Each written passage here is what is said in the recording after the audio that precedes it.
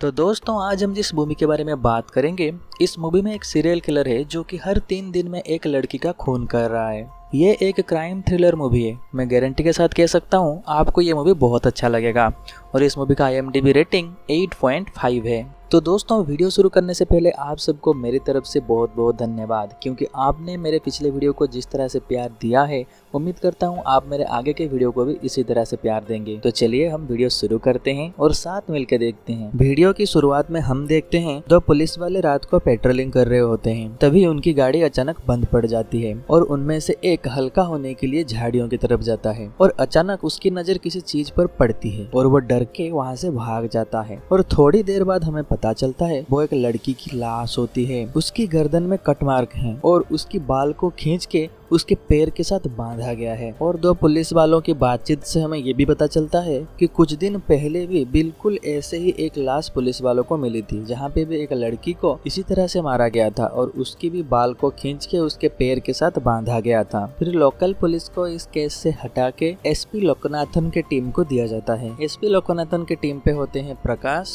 और बीना। बीना उनका technical assistant होती है। तो चलिए थोड़ा सा इंट्रोडक्शन कर लिया जाए। SP लोकनाथन एक बहुत ही ऑनेस्ट पुलिस ऑफिसर होते हैं, पर उनका स्वभाव थोड़ा खड़ूस जैसा है। और प्रकाश थोड़ी डरपोक जैसा है और वो अभी पुलिस ज्वाइन किया है। तो केस को टेक ओवर करने के बाद SP लोकनाथन की टीम सबसे पहले मॉर्चुरी जाता है सेकंड विक्टिम की लाश को देखने। SP लोकनाथन अंदर जाते हैं और प्रकाश को बाहर खड़ा कर देते हैं। डॉक्टर कहते हैं इसकी गला घोटने के लिए स्टील वायर को यूज किया गया है और ज्यादातर मर्डर में जब भी कोई किलर किसी की ऐसे गला घोट के मारता है तो किलर विक्टिम के पीछे खड़ा हुआ होता है, पर इस केस में गला घोटते टाइम किलर लड़की के सामने खड़ा था और किलर इतनी जोर से गला घोटा है कि स्टील की तार से इसकी गर्दन ऐसा कटा है जैसे कि चाकू से काटा गया हो और इसमें बहुत ताकत लगता है। और मैं गारंटी के साथ कह सकता हूँ कोई भी नॉर्मल कदकाठी का इंसान ये कर ही नहीं सकता। फिर ACP लोकनाथन पूछते हैं हाथापाई की कोई निशान मिला है क्या? तो डॉक्टर कहते हैं ना कोई हाथापाई की निशान मिला है और ना ही लड़की के ब्लड में कोई नशीली दवा मिली है। पता नहीं लड़की को किलर कैसे ले गया,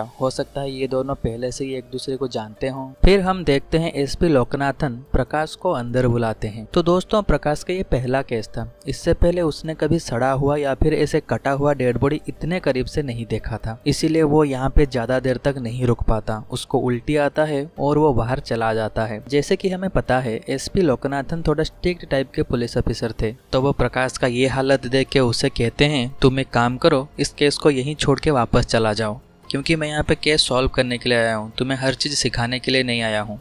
ये सब सुन के प्रकाश को बुरा तो लगता है, पर वो केस छोड़ के नहीं जाता। फिर ये तीनों कृष्णा पार्क नाम का एक लॉज में रुकते हैं। यहाँ पे प्रकाश देखता है SP लोकनाथन के पीठ में बहुत सारे कट मार्क हैं। दोस्तों आप इस सीन को याद रखिएगा, मैं ये क्यों कह रहा हूँ आपको इस वीडियो के एंड में समझ में आ जाएगा। और हम देखते हैं प्रकाश अपने साथ कुछ बुक्स लाया था ताकि इन बुक्स से उसे कुछ हेल्प मिल जाए केस को सॉल्व करने के लिए। पर SP लोकनाथन कहते हैं प्रैक्टिकल रहो बेटा, प्रैक्टिकल रहो, क्योंकि हर चीज का आंसर तुम्हें बुक में नहीं मिलेगा। SP सर के ताने सुनने के बाद प्रकाश को बहुत गुस्सा आता है और वो थोड़ा रिलैक्स करने के लिए छत में जा रहा होता है और तभी वहाँ पे बीना भी मिल जाती है। बीना के साथ कुछ टाइम बात करने के बाद प्रकाश को थोड़ा अच्छा महसूस होता है। अगले सुबह SP लोकनाथन और प्रकाश क्राइम सीन पे जाते हैं और SP लोकनाथन उस किलर की सोच को समझने के लिए उस लड़की की बॉडी जिस पोजीशन में मिली थी और प्रकाश को उसी पोजीशन में बिठा देते हैं और वो कहते हैं किलर विक्टिम की बाल पैर के साथ इसीलिए बांधता है ताकि जब वो उसके सामने खड़ा हो विक्टिम डायरेक्ट उसके चेहरे को देखे और किलर के सामने खुद को बहुत लाचार महसूस करे। विक्टिम को मारते वक्त उसे तड़पता हुआ देखना उसे बहुत अच्छा लगता होगा और वो ये सब इतनी सफाई से करता है कि पुलिस को कोई एविडेंस भी नहीं मिलता।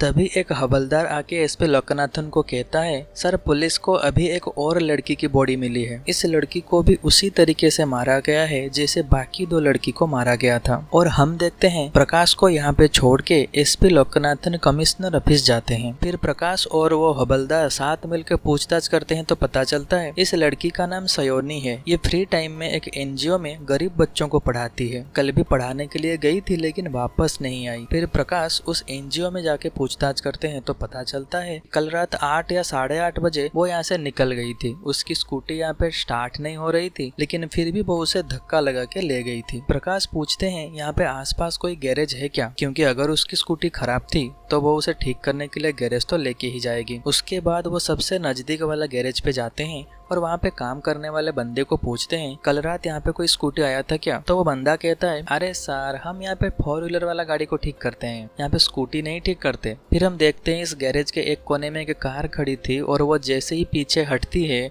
और उसी की बाजू में सयोनी की स्कूटी खड़ी हुई होती है। ये देख के वो लड़का डर जाता है और वो कहता है माँ कसम सर, ये मुझे नहीं पता, मेरा काम तो शाम 6 बजे तक खत्म हो जाता है, ये मालिक ने रखा होगा। फिर वहाँ पे गैरेज का मालिक आ जाता है और वो बताता है कल रात एक लड़की आई थी और वो इस स्कूटी को यहाँ पे छोड़ के गई, क्योंकि इसमें इंजन का प्रॉब्लम है। मैं उसे बताया कि ये मैं कल सुबह ही कर सकूंगा। फिर वो इस गाड़ी को यहाँ पे रख के चली गई। प्रकाश पूछता है कि वो यहाँ से कैसे गई, किसी और गाड़ी में गई, उसके साथ कोई और था या फिर कैसे गई। फिर गैरेज वाला कहता है कि सर मुझे नहीं पता, बस वो यहाँ पे गाड़ी रखी और चली गई। तो दूसरी तरफ हम देखते हैं एसपी लोकनाथन कमिश्नर से कहते हैं मुझे 10 पुलिस पेट्रोलिंग गाड़ी और 40 पुलिस वालों की एक टीम चाहिए। किलर हर 3 दिन में एक खून कर रहा है। अगर हम इस हिसाब से देखें तो अगला खून कल होने वाला है। हम ऐसे ही हाथ पे हाथ धर के तो बैठ नहीं सकते, तो हमें किलर को पकड़ने से पहले हमें उसका मोटिव को समझना पड़ेगा। फिर कमिश्नर एसपी लोकनाथन की डिमांड को अप्रूव कर देते हैं। फिर हम देखते हैं एसपी लोकनाथन सभी पुलिस वालों को सिविल ड्रेस में रहने के लिए कहते हैं और उन्हें कहते हैं तुम सब इस शहर के चप्पे चप्पे में चले जाओ और कहीं भी अगर कोई भी ऐसा खबर मिले तो तुरंत मुझे बताना। और हाँ, आज शाम से अगर कोई भी लड़की मिसिंग हो तो सबसे पहले मुझे बताना। इसके बाद सभी लोग पेट्रोलिंग के लिए निकल जाते हैं। फिर हम देखते हैं एक लड़की को जो कि अपने घर के कचरा फेंकने के लिए घर से बाहर आती है और थोड़ी देर बाद हम देख सकते हैं कि उसके पीछे भी कोई है। लाइट अचानक चली जाती है और ये सीन यहीं पे कट हो जाता है। फिर हम देखते हैं बीना एसपी लोकनाथन को कॉल करके कहती है सर, रट्टा भेलाई रोड के पास एक लड़की की मिसिंग कंप्लेन आई है। फिर एसपी लोकनाथन हवलदार से पूछते हैं कि रट्टा भेलाई रोड के 5 किलोमीटर दायरे में कोई जंगल है क्या। फिर वो हवलदार कहते हैं सर जंगल तो नहीं है, लेकिन एक गन्ने का खेत है। दोस्तों ये जंगल इसीलिए पूछे क्योंकि हर बार डेड बॉडी किसी जंगल या फिर झाड़ियों में मिलता था। तो एसपी को लगा इस बार भी अगर वो किसी लड़की को किडनैप करके ले गया है तो उसे वो जंगल या फिर झाड़ियों में फेंकेगा। इसीलिए वो लोग तुरंत गन्ने के खेत में पहुंच जाते हैं, लेकिन वहाँ पे उन्हें कोई किलर नहीं मिलता। फिर हम देखते हैं इन्हें खबर मिलती है अलग ही एक जगह किसी एक जंगल में एक लड़की की लाश मिलती है। दोस्तों ये लड़की कोई और नहीं बल्कि इनके साथ जो हवलदार हमेशा रहता था ना, उसी की बेटी होती है। ये देख के वो बेचारा हवलदार बहुत रोता है। अगले दिन एसपी लोकनाथन और प्रकाश आपस में बात कर रहे होते हैं, तभी एसपी लोकनाथन के दिमाग की बत्ती जलती है और वो कहते हैं ऐसा भी तो हो सकता है ना, इस केस का पहला मर्डर कातिल का पहला मर्डर ना हो, वो पहले भी मर्डर कर चुका हो लेकिन हमारे एरिया में नहीं, वो किसी और एरिया में करा हो, इसीलिए इस एरिया के पुलिस वालों को ये पता नहीं होगा। फिर वो बीना को कॉल करके कहते हैं तुम जरा पुलिस डाटाबेस में चेक करो कहीं और ऐसे सिमिलर मर्डर हुए हैं क्या, अगर हुए हैं तो मुझे तुरंत बताओ। फिर हम देखते हैं ये लोग बहुत तलाश करते हैं लेकिन उनको कोई भी ऐसे सिमिलर मर्डर आसपास के एरिया में देखने को नहीं मिलता या फिर उसे डिस्ट्रिक्ट में भी कहीं देखने को नहीं मिलता। फिर हम देखते हैं प्रकाश एक सुझाव रखता है कि सर मैंने एक बुक में पढ़ा था कई बार कातिल 20 साल 30 साल बाद फिर से मर्डर करना शुरू करते हैं। तो बीना पूछती है ऐसा क्यों। तो एसपी लोकनाथन कहते हैं कातिल को मर्डर करके जो खुशी मिल रहा था, अगर वो वही सेम खुशी किसी और चीज या फिर किसी इंसान से पाए तो वो मर्डर करना छोड़ देता है। फिर आगे जाके जब वो इंसान उससे अलग हो जाता है या फिर वो चीज उससे दूर चली जाती है तब वो वापस मर्डर करना शुरू करता है। तो इस केस में भी ऐसा हो सकता है। वो ये पॉसिबिलिटी को लेके पिछले 20-30 साल पुराने केस को खंगालते हैं। फिर प्रकाश को एक केस मिलता है 1979 में एक लड़की को रस्सी से गला घोट के मारा गया था। जब वो इस केस से मिलता जुलता बाकी केस को देखता है तो उसे पता चलता है ऐसे रस्सी से गला घोट के मारने वाला सबसे पहला केस 1973 में हुआ था, यानी कि 1973 से 1979 यानी कि इसी 6 सालों में 9 औरतों को ऐसे रस्सी से गला घोट के मारा गया था। फिर एसपी लोकनाथन पूछते हैं क्या ये 9 मर्डर में कोई सिमिलरिटीज है। तो प्रकाश कहता है एक सिमिलरिटी है, ये सारे मर्डर अलग अलग जगह पे हुए हैं लेकिन इसका इन्वेस्टिगेशन ऑफिसर एक ही था जिसका नाम है जॉन सेबास्टियन। तो एसपी लोकनाथन हम जॉन सेबास्टियन से मिलने के लिए जाते हैं। अभी जो 4 मर्डर हुए हैं, अचानक प्रकाश की नजर उन विक्टिम की फोटोज पर जाता है और वो गौर करता है हर विक्टिम के गर्दन पे एक निशान है। तो वो ये फोटो लेके तुरंत डॉक्टर के पास जाता है और डॉक्टर को पूछता है, डॉक्टर ये किस चीज का निशान है? तो डॉक्टर इसे देख के बताते हैं, ये प्रेशर पॉइंट है। हमारे शरीर में 32 प्रेशर पॉइंट होते हैं। अगर कोई इस प्रेशर पॉइंट को ठीक से ढूंढ ले और उसी जगह वार करे तो आदमी 10 से 15 मिनट तक बेहोश हो जाता है। प्रकाश को अभी समझ में आता है कि किलर किस तरह से लड़कियों को किडनैप करता है, इसीलिए लड़कियों की खून में किसी प्रकार के नशीली दवाई का ट्रेसेस नहीं मिले। फिर वो डॉक्टर को पूछता है, अभी तो ये इंटरनेट पे मिल जाएगा, लेकिन 30 साल पहले अगर किसी को इस चीज के बारे में जानना हो तो वो ये कैसे जानेगा? तो डॉक्टर कहते हैं, बुक से जानेगा। तो प्रकाश क्या करता है ना, डिस्ट्रिक्ट लाइब्रेरी में जाता है और वहाँ पे 30 साल पहले कोई ऐसा बुक ढूंढता है जिसमें यह प्रेशर पॉइंट के बारे में बहुत अच्छी तरह से डिटेल में बताया गया हो। फिर उसे वो बुक मिल जाता है। और दूसरी तरफ हम देखते हैं एसपी लोकनाथन जॉन सेबास्टियन के घर पहुंच जाते हैं। वहाँ पे एक बूढ़ा आदमी दरवाजा खोलता है। इस बूढ़ा आदमी का नाम कैनेडी होता है और ये जॉन सेबास्टियन का बेटा है। ये कहता है, पापा के मरे हुए कई साल हो गए। फिर एसपी अपना एक झूठा परिचय बताते हैं कि जब मेरा बिजनेस में घाटा हो रहा था तब आपके पापा ने मुझे फाइनेंशियली हेल्प किया था। फिर मैं दुबई में सेटल हो गया और अभी यहाँ पे किसी काम पे आया था तो सोचा आपके पापा से मिलते चलूं। फिर कैनेडी एसपी को घर के अंदर बुलाता है। फिर हम देखते हैं उस घर के अंदर बहुत सारे फोटोग्राफ होते हैं। फिर एसपी पूछते हैं कि आपके घर में इतने सारे फोटोग्राफ क्या कर रहे हैं? तो कैनेडी कहता है, मैं एक प्रोफेशनल फोटोग्राफर हूँ। वहाँ पे टेबल पे एक फोटो फ्रेम था तो एसपी उसे उठाते हैं देखने के लिए और उसे देख रहे होते हैं। तभी कैनेडी कहता है, सर आपने इस फोटो को जहाँ से लिया है ना, देखने के बाद वहीं पे रख दीजिएगा। फिर एसपी ने फोटो फ्रेम को बिल्कुल वहीं पे रख दिया और वॉल पे लगा हुआ कुछ फोटो को देखने के लिए खड़े हो जाते हैं। और तभी हम नोटिस करते हैं जो फोटो फ्रेम को अभी एसपी लोकनाथन ने पकड़ा था ना, कैनेडी जाके उसे फिर से अच्छे तरीके से साफ करने लगता है। ये चीज देख के थोड़ा अजीब लगता है। फिर एसपी सर जब एक फोटो को देख रहे होते हैं तब कैनेडी कहता है, ये मेरा बेटा है, वो दिल्ली में पढ़ता है। फिर एसपी कैनेडी से पूछते हैं, और आपके पत्नी कहाँ है? तो कैनेडी कहता है कि मेरे पत्नी 3 महीने पहले ही गुजर गए, बल्कि कल ही हमारे शादी का सालगिरह है। फिर बातों बातों में एसपी लोकनाथन कैनेडी से पूछ लेते हैं कि आपके शादी कब हुआ था? कैनेडी कहता है, हमारा शादी 1979 में हुआ था। दोस्तों आपको याद होगा जब प्रकाश ने पुराने केस हिस्ट्री को निकाला था तो वहाँ पे 1979 में ही आखिरी खून हुआ था और उसके बाद खून होना बंद हो गया था। तो ये सुन के एसपी चौंक जाते हैं क्योंकि 1979 में इसकी शादी हुई। हो सकता है शादी के बाद उसने मर्डर करना छोड़ दिया हो। फिर अभी जैसे ही उसकी पत्नी का देहांत होता है वो फिर से मर्डर करना चालू कर देता है। फिर हम लाइब्रेरी में देखते हैं प्रकाश लाइब्रेरी में पता लगा लेता है कि ये बुक बहुत साल पहले कैनेडी ने इशू किया था और कैनेडी जॉन सेबास्टियन का बेटा होता है। और यहाँ पे कैनेडी के साथ कुछ बातचीत करने के बाद एसपी लोकनाथन उसके घर से जा रहे होते हैं। प्रकाश कॉल करके कहता है कि सर कैनेडी ही सीरियल किलर है, लेकिन हमको तो पता है कि सर को पहले से ही पता चल चुका है। फिर हम देखते हैं एसपी लोकनाथन एक प्लान बनाते हैं। कैनेडी के घर के पास एक घर होता है जो खाली पड़ा होता है, तो वहाँ पे किरायादार के रूप में वो प्रकाश को भेज देते हैं। उस हिसाब से आज ही वो रात है जब मर्डर होने वाला है। फिर हम देखते हैं कैनेडी अपने कार से घर से बाहर निकलता है, लेकिन तभी उसको फॉलो करने वाला जो पेट्रोलिंग गाड़ी था वो स्टार्ट नहीं होता। दोस्तों ये वही खटारा गाड़ी है जिसको हम इस मूवी के शुरुआत में देखे थे। फिर वो लोग एसपी लोकनाथन को कॉल करके कहते हैं, सर वो हमारे सामने से ही गया लेकिन हमारा गाड़ी खराब था तो हम उसे फॉलो नहीं कर सके। फिर एसपी लोकनाथन प्रकाश को कॉल करके कहे, तुम अभी कैनेडी के घर में नहीं घुसना, जब हमें कैनेडी के बारे में पता चल जाएगा मैं तुम्हें तुरंत कॉल कर दूंगा, तब तुम उसके घर तलाशी लेने जाना। फिर दोस्तों रात को 3 घंटे तक इनको नामो निशान नहीं मिलता कि कैनेडी कहाँ गया। फिर 3 घंटे बाद एक पुलिस वाले कॉल करके एसपी लोकनाथन को कहता है, सर कैनेडी यहाँ पे है मेरे सामने। फिर लोकनाथन कहते हैं, तुम एक काम करो, उसके पास जाओ और उसकी गाड़ी को अच्छे से देखो और उसे पूछो इतने रात पे कहाँ गए थे। फिर पुलिस वाला जाके कैनेडी को पूछताछ करता है और कैनेडी उसके सारे सवाल का जवाब दे देता है। जैसे कि पुलिस वाला पूछता है कि आप इतने रात पे कहाँ गए थे, तो कैनेडी कहता है मूवी देखने गया था। और कैनेडी के ऊपर शक करने की कोई गुंजाइश ही नहीं थी, पुलिस वाले को उसे छोड़ना ही पड़ा। तब यहाँ पे देखते हैं लोकनाथन भी कैनेडी को फॉलो कर रहे होते हैं और वो प्रकाश को कॉल करके कहते हैं, तुम एक काम करो, अभी मैं कैनेडी को फॉलो कर रहा हूँ, तुम तुरंत जाके कैनेडी के घर में तलाशी लो, अगर कोई भी सबूत मिले तो उसे तुरंत ले आओ। फिर हम देखते हैं प्रकाश कैनेडी के घर घुस जाता है। वो वहाँ से अच्छे से तलाशी लेता है लेकिन उसे कुछ नहीं मिलता। तभी प्रकाश को एसपी लोकनाथन कॉल करके कहते हैं जितनी जल्दी हो सके केनेडी के घर से निकल जाओ, क्योंकि वो अभी भी पहुंचने वाला है। तो प्रकाश केनेडी के घर से बस निकल ही रहा होता है, तभी उसे एक बंद दरवाजा दिखता है और तभी केनेडी वहाँ पे पहुंच जाता है। हम देखते हैं केनेडी दरवाजे के बाहर और प्रकाश घर के अंदर। केनेडी जैसे ही ताला ओपन करता है दोस्तों, प्रकाश दरवाजे के पीछे छुप गया होता है और वो चुपके से वहाँ से निकल के अपने घर की ओर भाग के चला जाता है। फिर प्रकाश एसपी लोकनाथन को पूछता है सर ये 3 घंटे के लिए गायब था, तो ये कहाँ गया होगा। तो दोस्तों अगले सुबह हम देखते हैं कि नदी के किनारे फिर से एक लड़की की हत्या हो चुकी होती है और इसको भी वही सीरियल किलर ने मारा था। लेकिन दोस्तों यहाँ पे एक अजीब चीज ये होता है, वो किलर पकड़ा गया होता है। पास ही में एक पुलिस का नाका था और किलर इसका गहने चुरा के भाग रहा होता है और तभी उसे पुलिस वहाँ पे पकड़ लेता है। तो ये चीज एसपी लोकनाथन और प्रकाश को विश्वास नहीं होता। तो वो कहते हैं ऐसा नहीं हो सकता, किलर इससे पहले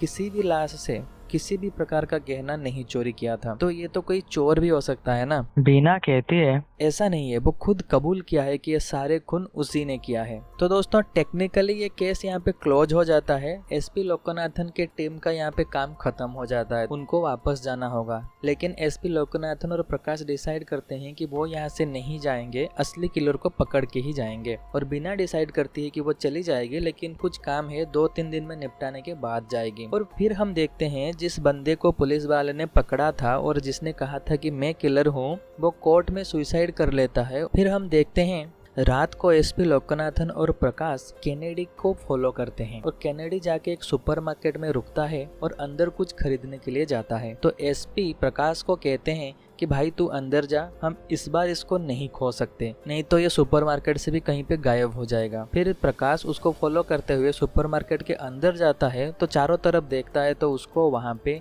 केनेडी नहीं दिखता। फिर अचानक केनेडी उसके पीछे से आ जाता है और उसके कंधे पे हाथ रख के कहता है कि मैं तुम्हें देख रहा हूँ कि तुम शायद किसी को ढूंढ रहे हो। उसके बाद केनेडी प्रकाश को अपने घर डिनर पे इनवाइट करता है। प्रकाश जाना नहीं चाहता, लेकिन केनेडी उसका हाथ पकड़ लेता है और छोड़ता नहीं है और कहता है कि तुम मेरे नेबर हो तो चलो हम डिनर मेरे घर पे करते हैं। और वो प्रकाश को अपने कार में बिठा के ले जाता है और पीछे एसपी लोकनाथन ये सब कुछ देख रहे होते हैं और वो केनेडी को फॉलो करते हैं। केनेडी के घर पे पहुंचने के बाद तभी केनेडी प्रकाश को वहां पे बिठा के कहता है कुछ टाइम वेट करो, मैं फटाफट खाना बना देता हूं, फिर साथ मिलकर डिनर करते हैं। तभी प्रकाश देखता है कि उस दिन वो तलाशी लेने के लिए जब आया था, जो बंद दरवाजा था वो आज खुला होता है। फिर वो वॉशरूम के बहाने उस दरवाजे को खोल के अंदर चला जाता है। फिर वो अंदर जाके देखता है वहाँ पे एक ग्रेवयार्ड का फोटो है और उसके सामने कैंडल है, जैसे कि यहाँ पे कोई आके प्रेयर करता हो। तभी उसे ग्रेवयार्ड के फोटो के पीछे कुछ चीज दिखता है। फिर वो उसे जैसे ही हाथ में लाता है वो एक फोटो होता है।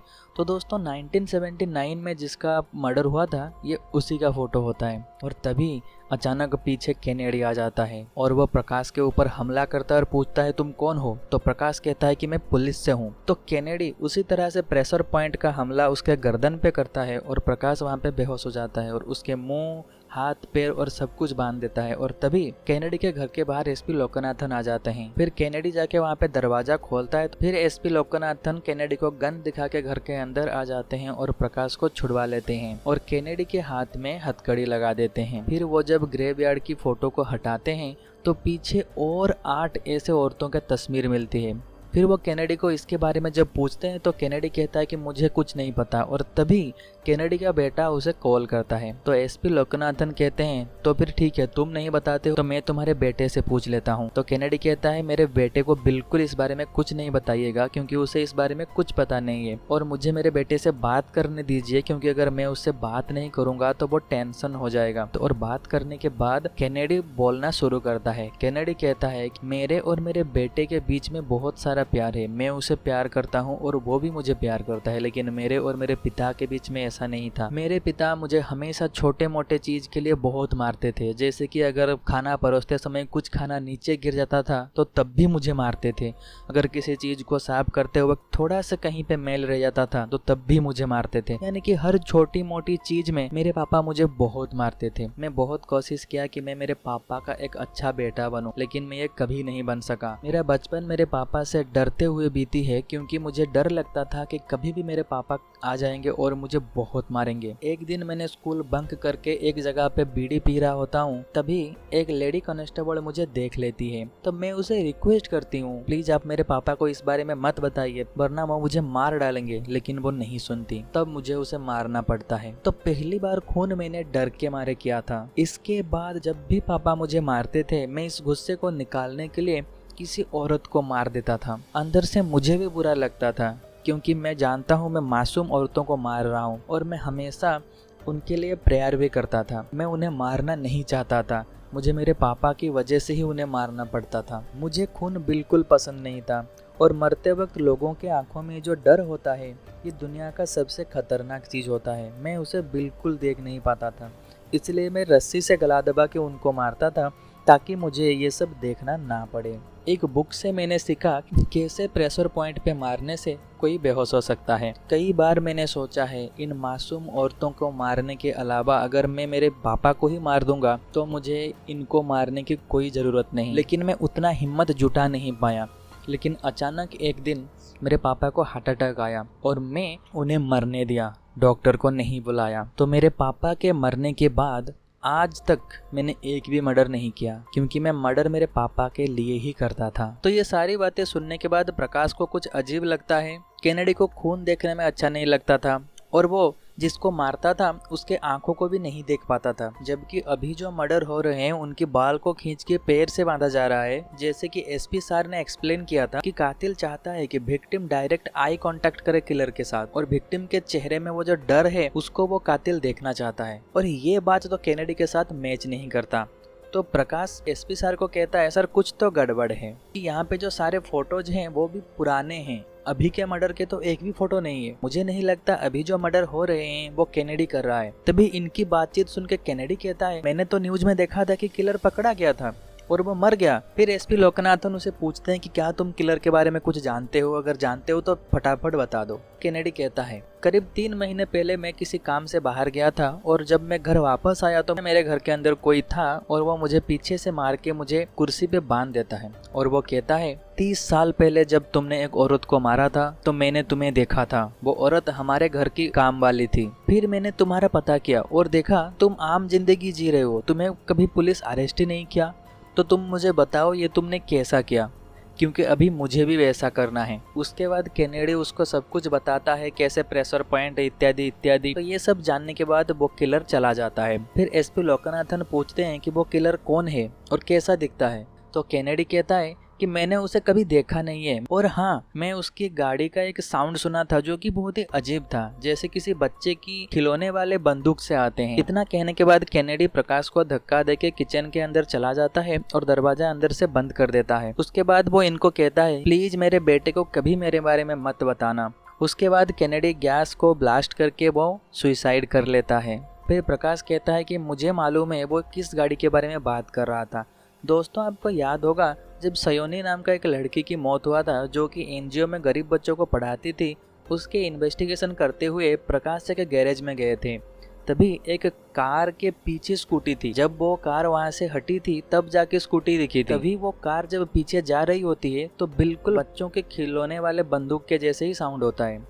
तो प्रकाश तुरंत उस गैरेज वाले के पास जाता है और उसके मदद से उस बंदे के घर की तरफ चले जाते हैं, और तभी हमें सीरियल किलर का इंट्रोडक्शन कराया जाता है। दोस्तों, ये एक मोटू सा बंदा होता है और ये उसी एनजीओ में काम करता है जहाँ पे सयोनी गरीब बच्चों को पढ़ाती थी। फिर वो जब अपने घर जाता था तो वहाँ पे उसकी बीबी हर बात पे ताना सुनाती थी और उसके सामने अपने बॉयफ्रेंड के साथ रिलेशन रखती थी। ये सब वो अपने आंखों के सामने देखता था, लेकिन उसकी पत्नी को वो कुछ नहीं करता था। उसी पत्नी का गुस्सा निकालने के लिए वो बाहर लड़कियों को मारता था। फिर हम देखते हैं किलर अच्छे से टिप टॉप होके कहीं के लिए निकल जाता है, और तभी एसीपी लोकनाथन और प्रकाश उस गैरेज वाले बंदे के साथ यहाँ पे पहुँच जाते हैं। इस घर के अंदर आके वो तलाशी करते हैं, घर के अंदर कोई नहीं होता। तो उन्हें वहाँ पे अभी जो विक्टिम मर रहे हैं उनके फोटोज मिलते हैं, लेकिन इस फोटो में कुछ अजीब था। ये सारे विक्टिम मरने से पहले मुस्कुरा रहे थे। और प्रकाश को यहाँ पे एक कॉफी शॉप का बिल मिला जो कि कल और परसों किलर वहाँ पे गया था।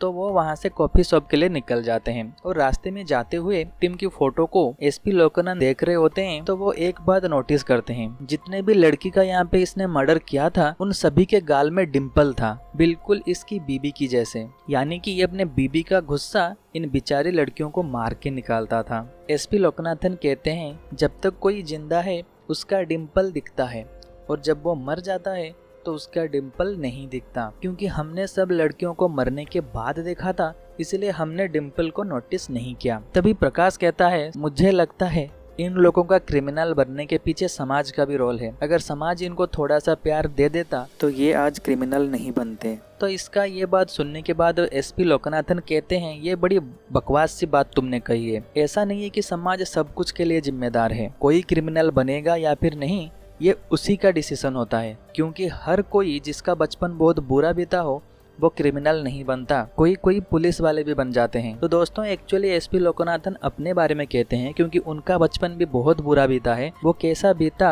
वो इस मूवी में दिखाया नहीं गया। उनके पीठ में जो कट मार्क थे वो उनको बचपन में ही मिले थे, लेकिन वो क्रिमिनल नहीं बने, वो पुलिस वाले बने। फिर ये लोग जाके कॉफी शॉप में पता करते हैं तो पता चलता है कि वो रोज वहाँ पे एक जगह जाके बैठ जाता है और बाहर की तरफ देखता है और वहाँ पे बैठ के कॉफी पीता है और केक खाता है और फिर चला जाता है। तो एसपी लोकनाथन और प्रकाश भी वहाँ पे जाके जैसे बाहर की तरफ देखते हैं तो बाहर उनको एक बैनर दिखता है और उस बैनर में एक सेलिब्रिटी होती है और उसके गाल पे भी डिम्पल होते हैं। तो एसपी को लगता है कि अगला टारगेट यही लड़की है, तो वो तुरंत उस लड़की जिस होटल में ठहरी होती है वहाँ पे चले जाते हैं और उसको कहते हैं कि तुम्हारे जान को खतरा है। तभी हम देखते हैं कि किलर भी किसी होटल में है, वो शायद इसी सेलिब्रिटी के रूम की तरफ आ रहा होता है और तभी सेलिब्रिटी के रूम के बाहर कॉलिंग बेल बजता है। उन्हें लगता है कि किलर आ गया, तो एसपी लोकनाथन जाके दरवाजा खोलते हैं तो देखते हैं वहाँ पे वेटर होता है और दूसरी तरफ हम देखते हैं दरअसल किलर बिना का दरवाजा का कॉलिंग बेल बजाता है और वहाँ से बिना निकलती है। तभी किलर ऐसे नाटक करता है जैसे कि उसको सांस लेने में तकलीफ होती है और वो कहता है इनहेलर कार में है थोड़ा ला दीजिए, और वीना तुरंत कार की ओर चली जाती है। क्योंकि सेलिब्रिटी के पास किलर नहीं गया, एसपी लोकनाथन प्रकाश को कॉल करके कहते हैं कि किलर तो यहाँ पे नहीं आया है, क्या वो तुम्हारे पास आया था? तो प्रकाश कहता है यहाँ भी नहीं। तो प्रकाश को कुछ अजीब सा लगता है, फिर वो अंदर जाता है और सामने वाले कुर्सी में बैठ के जब वो देखता है तो वो शॉक हो जाता है। दोस्तों उसके सामने कृष्णा एंड पार्क लॉज लिखा हुआ होता है।